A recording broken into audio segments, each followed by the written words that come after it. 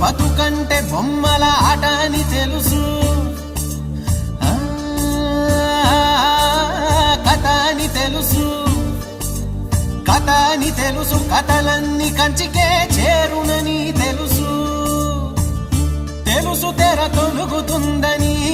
తెలుసు తెల్లారుతుందని, తెలుసు ఈ కట్టె పుట్టుకుమంటదని,